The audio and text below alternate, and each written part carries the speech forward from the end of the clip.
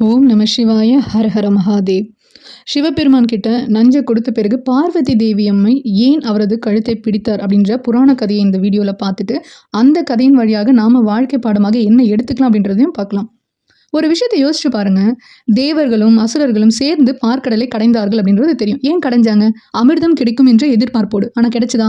அமிர்தத்திற்கு முன்னால் வெளியே வந்தது என்ன தெரியுங்களா? உலகத்தை அழிக்கக்கூடிய கொடிய நஞ்சு. அதன் பெயர் தான் ஹாலாஹலம்.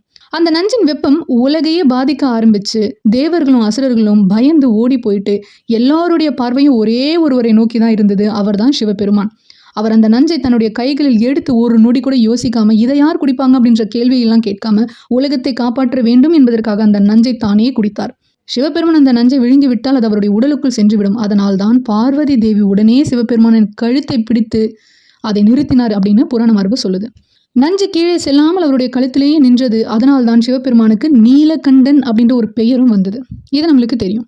அதனால தான் அவருடைய கழுத்து நீளமாக மாறிடுச்சு அப்படின்றது நம்மளுக்கு தெரியும். ஆனால் இந்த கதையில எனக்கு ரொம்ப பிடிச்ச ஒரு விஷயம், நான் கற்றுக்கிட்டது என்னன்னா, தேவர்களுக்கு கூட அவர்கள் எதிர்பார்த்த விஷயங்கள் நடக்காமல் போகலாம், அவர்களுக்கும் பிரச்சனை வரலாம். அப்படி வரும் பொழுது நாம நாடக்கூடிய ஒரே கடவுள் சிவபெருமான். கடவுளை தான் நம்ம நாடி போகணும் அப்படின்ற ஒரு விஷயமும் இதுல இருக்கு.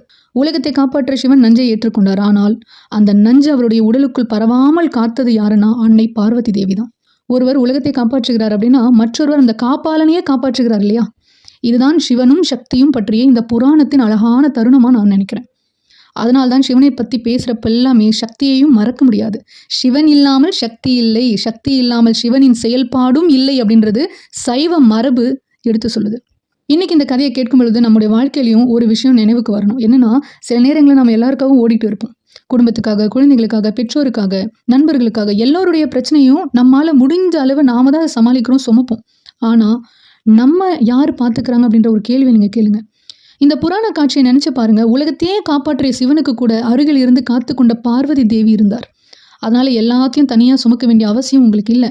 உங்களை உண்மையாக நேசிக்கிற ஒருவர்கிட்ட உங்கள் மனசை திறந்து அப்பப்போ பேசுங்க. மனசை திறந்து பேசுறது பலவீனம் இல்லைங்க. உங்களுக்கும் ஓய்வு தேவை, உங்களுக்கும் அன்பு தேவை, உங்களுக்கும் ஒருவருடைய துணை தேவை. சிவன் நஞ்சை ஏற்றுக்கொண்டார், சக்தி அவரை காத்தாள். இந்த இரண்டும் சேரும் போதுதான் அந்த கதை முழுமையாகிறது. அப்படிதான் நாம் அடுத்தவங்களை பார்த்துக்கிறதெல்லாம் சரி, ஆனால் நம்மளையும் நாம கொஞ்சம் பார்த்துக்கணும்.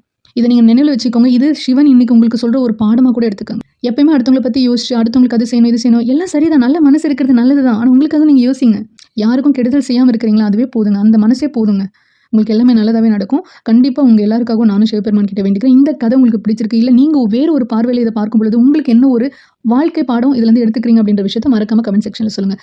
அடுத்த ஒரு அழகான பதிவில் திருப்பி உங்களை சந்திக்கிறேன். அது வரைக்கும் நன்றி, வணக்கம். ஓம் நம சிவாய ஹர ஹர மகாதேவ்.